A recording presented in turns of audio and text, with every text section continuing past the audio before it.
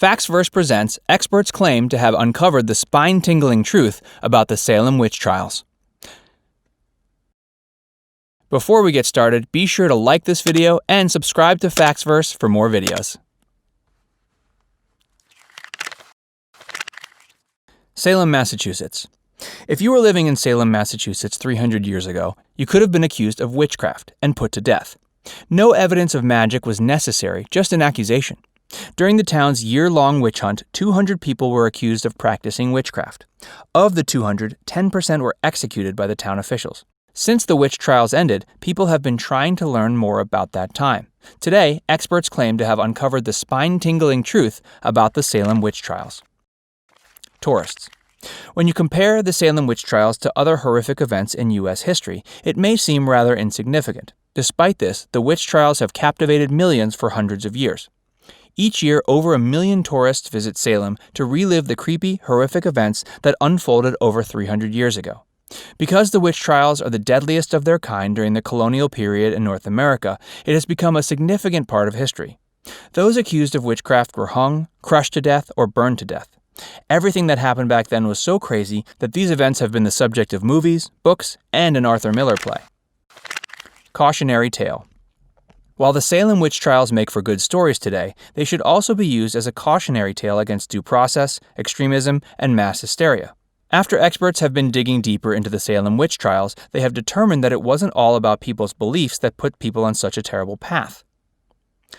The experts believe that the whole thing was caused by an ordinary part of the residents' everyday lives. It wasn't just Salem. Salem wasn't the only place that dealt with witchcraft claims in this way. The Salem witch trials began in 1692, and long before that, many European countries had been killing residents who were suspected of practicing black magic. In Europe, between the 14th century until the end of the 17th century, tens of thousands of people were executed because they were accused of witchcraft. The settlers. During King William's War, the English royals, William and Mary, went to war against France's North American colonies. There were battles in Quebec, Nova Scotia, and upstate New York, and many locals left.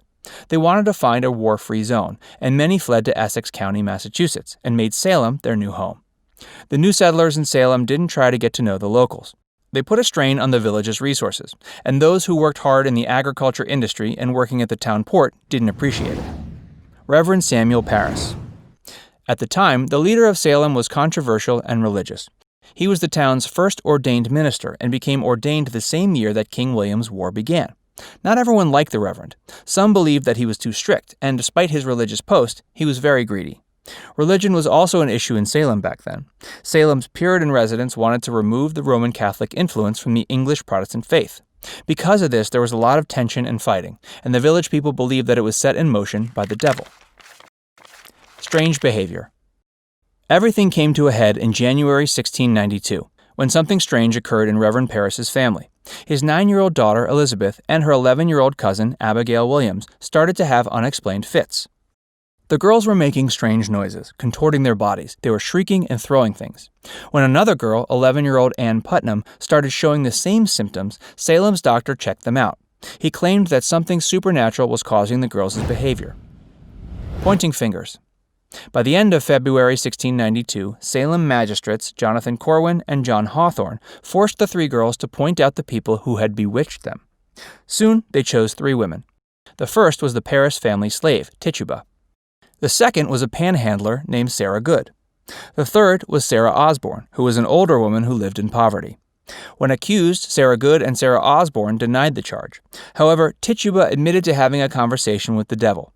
She said, "The devil came to me and bid me to serve him." She told the town officials that witches had arrived in Salem to ruin the Puritan force. She said that she had visions of black dogs, red cats, and a dark figure who wanted her to sign the devil's book. She even implicated the 2 other women in her witchcraft. Out of control.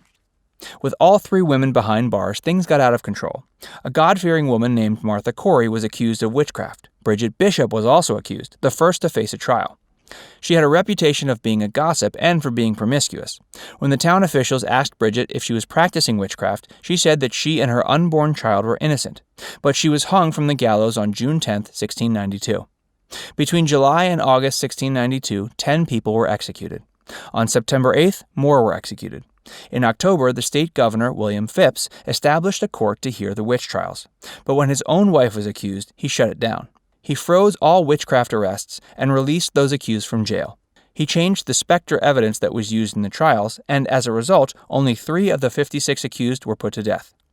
In May 1963, those in jail for witchcraft all earned pardons. Sadly, these decisions came too late for those who were already put to death. Most were hung, but when Giles Corey refused to enter a plea, he was crushed for 3 days until he died. The end. Finally, the Salem witch trials came to an end when a judge named Samuel Sewall admitted publicly that errors were made during the trials. The entire town fasted for a day to think about the tragedy that unfolded in the town. In 1711, the colonists accused had their rights and reputations restored. The heirs of the accused received £600 in compensation. Why? Behavioral scientist Linda Caparel has a theory to explain why the Salem witch trials occurred. During the summer of 1691, Salem had a lot of rain.